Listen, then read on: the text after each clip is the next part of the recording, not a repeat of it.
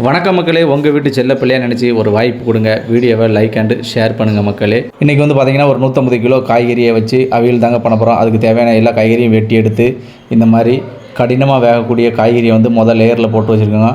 அதுக்கப்புறம் அதோட கொஞ்சம் லேசாக வேகக்கூடிய காய்கறி, கடைசியாக வந்து நம்ம கத்திரிக்காவை மேலே பரப்பி ஸ்லைஸாக வெட்டி வச்சுருக்க வெங்காயத்தையும் சேர்த்து இந்த காய்கறி வந்து வேகக்கூடிய அளவுக்கு தண்ணி, அதாவது காய்கறி வெந்திருக்கும் செஞ்சுருக்கணும், அதே நேரத்தில் அந்த தண்ணியும் சுண்டி வற்றிருக்கணும், அந்த அளவுக்கு தண்ணி சேர்த்துக்காங்க.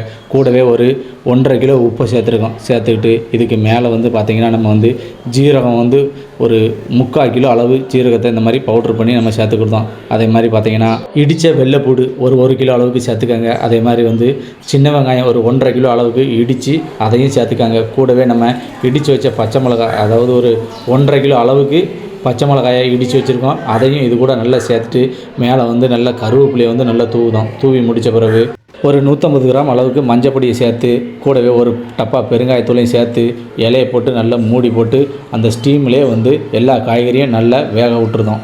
இப்போ வந்து பாருங்கள், நல்ல காய்கறியெல்லாம் வெந்து வந்துட்டு இதுக்கப்புறம் இந்த காய்கறியெல்லாம் நல்லா கிளறி விட்டு ஒன்றா மிக்ஸ் பண்ணிவிட்டு ஒரு 4 லிட்டர் தயிர், அதே மாதிரி தேங்காய் வந்து பார்த்திங்கன்னா ஒரு 4 லிட்டர் தேங்காய் எல்லாம் சேர்த்து நல்லா மிக்ஸிங் பண்ணிவிட்டு, கூடவே வந்து பார்த்திங்கன்னா ஒரு 40 தேங்காய்களை ஒரு 10 தேங்காவை அரைச்சி இந்த மாதிரி சேர்த்துக்கிட்டோம். அதே மாதிரி மிச்சம் இருக்க 30 தேங்காவை வந்து அப்படியே பூவாக எடுத்து இதில் போட்டு நல்ல மிக்ஸிங் அடிக்கணுங்க.